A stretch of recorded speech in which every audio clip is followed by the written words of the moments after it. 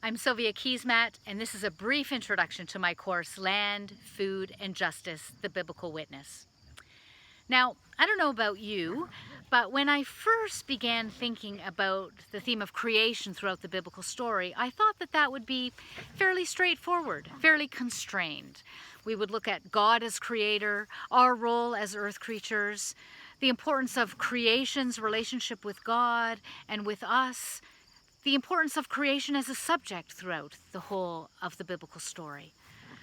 But then, as I went deeper into the topic, I began to realize that in biblical times, as throughout most of history, the topic of land is connected to everything about a culture. What people wore, what people ate, the homes that people were able to live in or that they were able to build, or maybe I should say the shelters that people built for themselves, the cultural endeavors that people engaged in, music, tool making, dancing, all of that rooted deeply in the land where people found themselves, and in the plants, the watersheds, the animals that surrounded them. Which meant that looking at the topic of creation in the biblical story needed to have a much wider lens. This has to do also with food. Who has access to food? Who has access to land to grow that food? What is the role of women in relation to land? How do the economic structures function so that some people have access and some don't throughout the whole of the story? Which of course brings us to the issue of injustice and to the issue of colonization. In ancient Rome, in our own day, colonization is that thing which disconnects people from the land, which severs people from the land, and which seeks to control the land that is grown, that grows food, and that makes abundance possible for people. So all of these topics need to be part of a course on creation in the biblical story. And so they will be. And they will be tied in with contemporary issues that we are dealing with right now. Issues around indigenous relationships to creation and how colonization affected the interactions that indigenous people could have here in relation to the land. Does indigenous spirituality have anything to say to us about the indigenous connection to the land that we find in the biblical text itself? Climate change.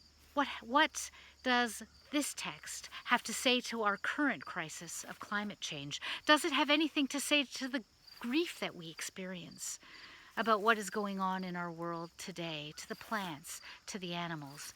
Perhaps the grief of God in the text has something to teach us about grief ourselves. And all of this, of course, is bound together with the hope that the biblical text places before us. The hope that we ourselves, as earth creatures, will one day live on the new earth in resurrected bodies, where the leaves of the trees are for the healing of the nations. What does that vision have to say for how we live faithfully in creation today with all of the other creatures that surround us? If this brief introduction has piqued your interest at all, please go to the link below this video. Click on it. It will take you to the Toronto School of Theology website. You'll find a syllabus for the course there. You'll find another video link that will tell you the mechanics of how this course will work as an online course. And one of those mechanical items will be that there will be videos like this for the course, some of it for our teaching, but also videos from this farm, this place that you've been getting glimpses of as I walk around telling you about the course. You will see some of the animals on our farm. You will see some of what we're growing on our farm.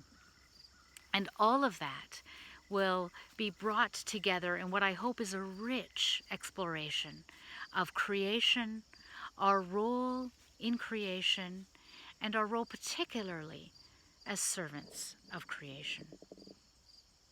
So, I hope you'll join us. Thanks.